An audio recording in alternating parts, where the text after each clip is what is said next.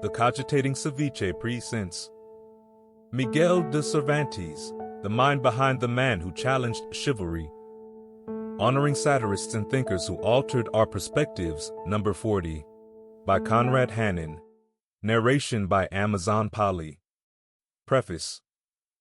As we continue our series on influential literary and intellectual figures whose recognition often falls short of their significant contributions, we reach our 40th feature, Miguel de Cervantes. In line with our exploration of the 39 notable individuals who came before him, we aim to shed light on the life and work of a creator whose impact on global culture surpasses his personal fame. Cervantes is a towering figure in literature, best known for his masterpiece, Don Quixote. While this novel is widely celebrated as a foundational work in world literature, the man behind it, a writer whose life was filled with as much drama and complexity as his characters, merits a closer look. Cervantes' sharp wit and keen observations revolutionized storytelling and employed satire to challenge and reshape societal norms. Our exploration of Cervantes continues our series' goal of honoring those writers and thinkers who, through their distinct voices, have significantly influenced our view of the world.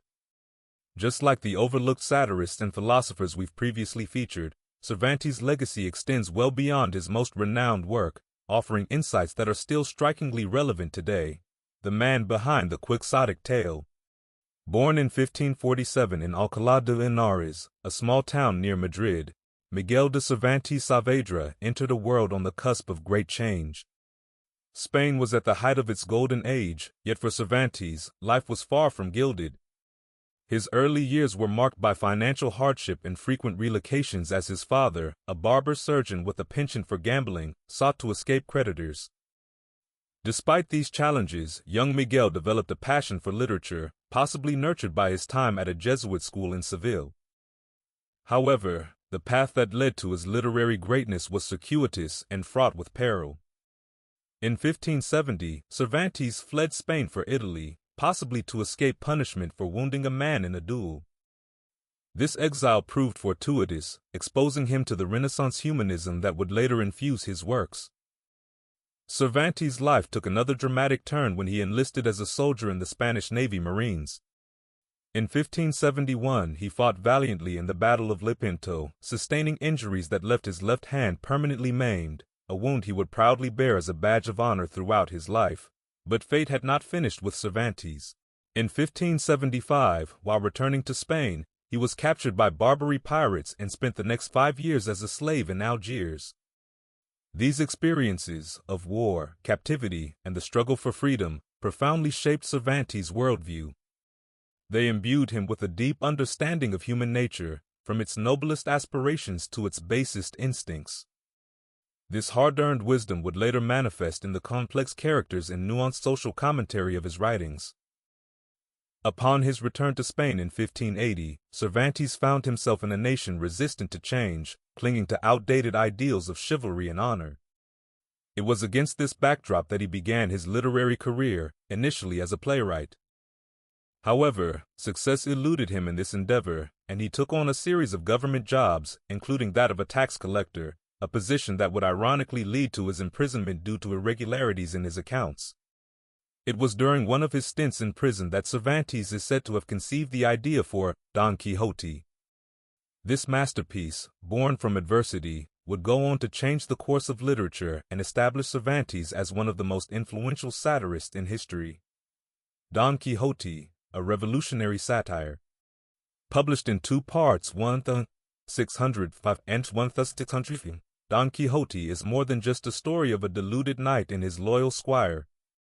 It is a multifaceted satire that takes aim at the chivalric romances popular in Cervantes' time, while simultaneously exploring deeper themes of identity, reality, and the human condition.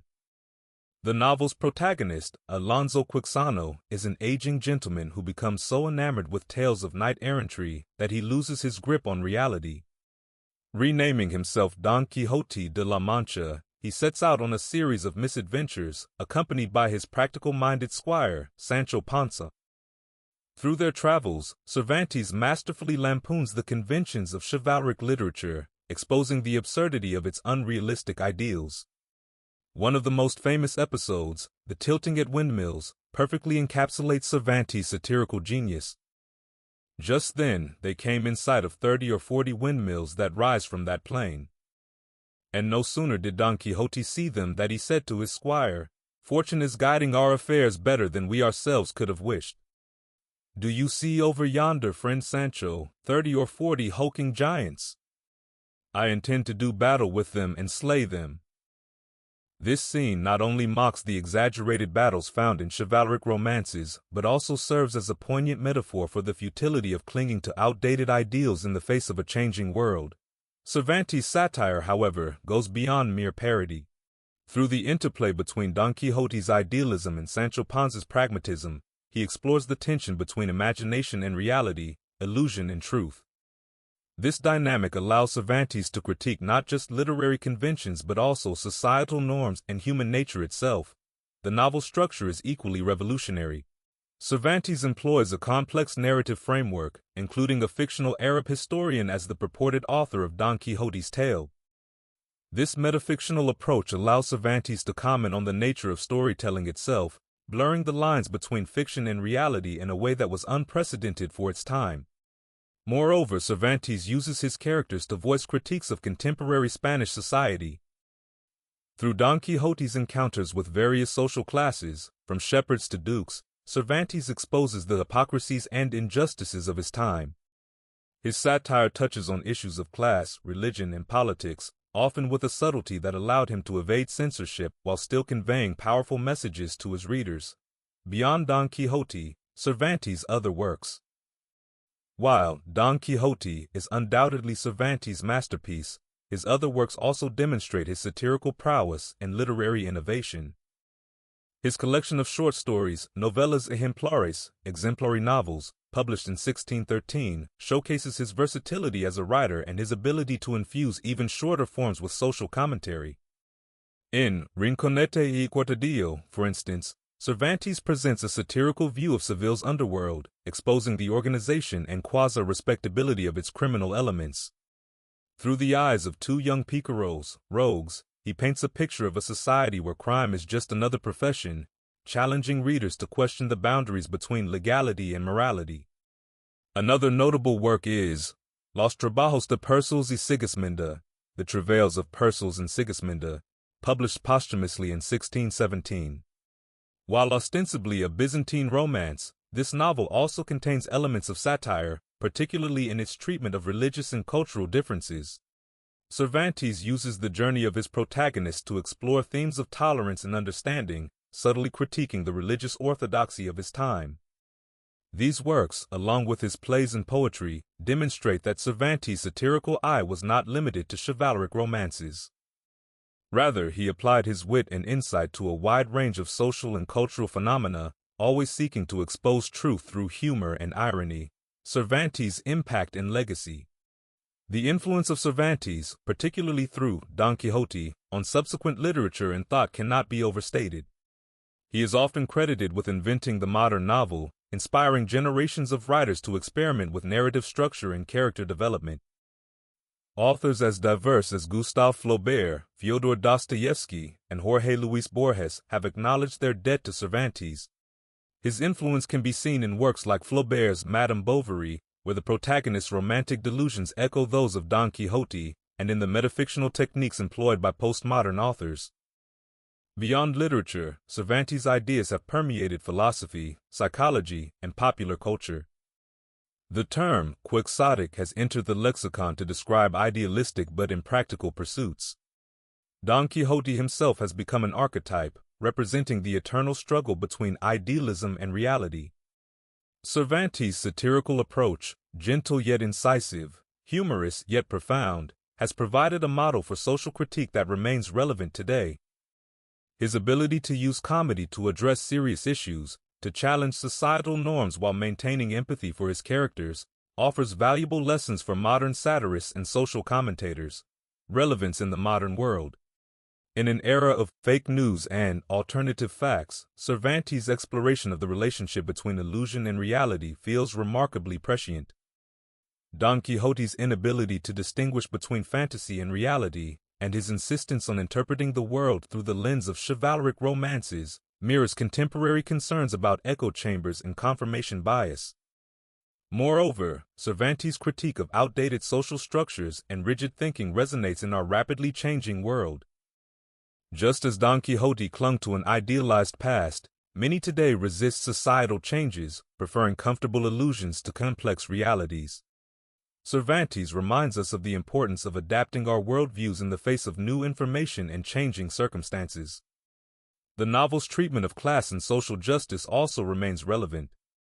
Through characters like Sancho Panza, Cervantes gives voice to the common people, challenging the notion that wisdom and virtue are the exclusive domain of the upper classes. This democratizing impulse feels particularly pertinent in our age of growing inequality and social unrest. Finally, Cervantes' use of humor to address serious issues provides a valuable model for contemporary discourse. In a time of increasing polarization, his ability to critique without demonizing, to challenge ideas while maintaining empathy for those who hold them, offers a path towards more constructive dialogue.